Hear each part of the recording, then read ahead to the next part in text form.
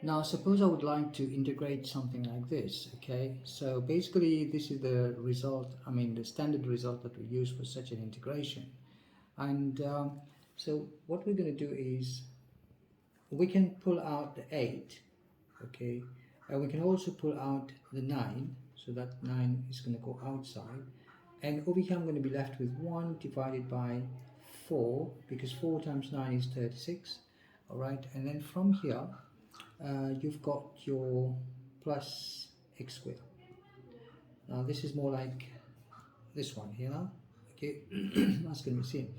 Now basically we're going to say that a squared is equal to 4, right? So we can find the value of a, leading to a as the square root of 4, which is then 2. Right, now that we've got a is the value of 2, so we're just going to have to use the formula and put the value of a there. So over here it's going to become then 8 over 9 times 1 over 2, because that's 1 over a. Alright, the tan inverse. Why tan inverse? Because in the denominator we've got 4 plus x squared. That's basically 2 squared plus x squared. And from the trig identities, this would be sec square y, which is basically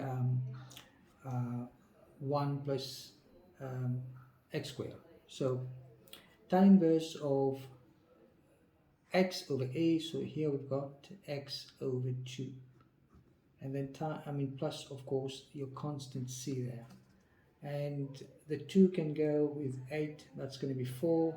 So the final result is then 4 tan inverse of x over 2 plus the c. That's our result for this integral. Here we are. Now let's try and see if we can do another example. Alright, so I'm just going to write the example down here for you. Okay, and say for instance now you've got, just put this right, okay, so this is okay now, there we go. Now let us say for instance you want to integrate, okay, 1 over 4 plus 9x squared dx, and this time I'm going to give you some limits, 2 over 3 and then 0.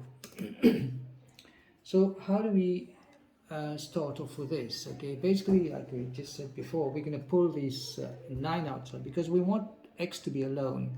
So I'm going to pull 9 outside, becomes 1 over 9 into the integral of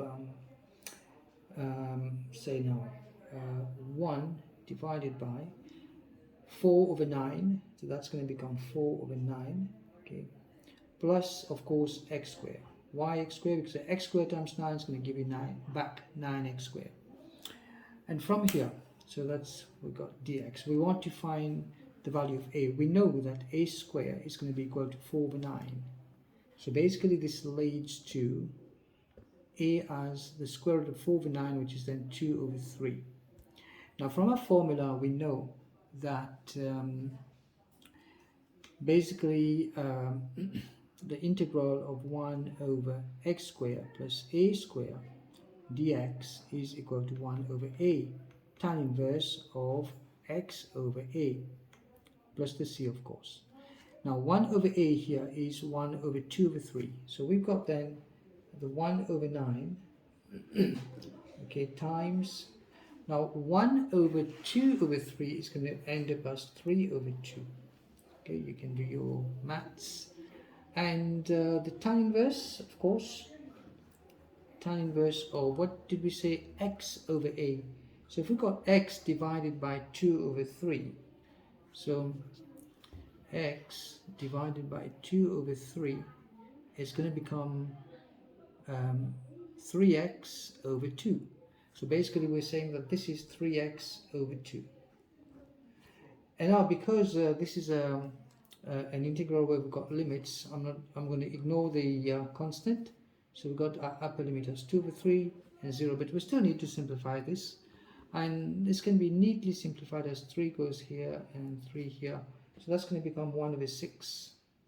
So I've got then 1 over 6, the tan inverse of 3 over 2x Okay, and with limits going from 0 to 2 over 3. And let's put the limits now. So we've got 1 over 6, the tan inverse of 3 over 2 times 2 over 3. Okay, and of course minus, if you put a 0 here, the tan of 0 basically is 0.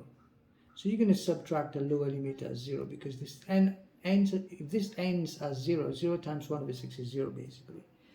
I'm sure you see the logic here. So 1 over 6 tan inverse of 1. That's what we've got. And the tan inverse of 1 is basically pi over 4.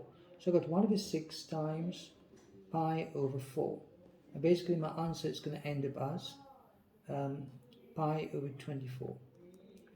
Well, I guess this is a very nice example. So take care.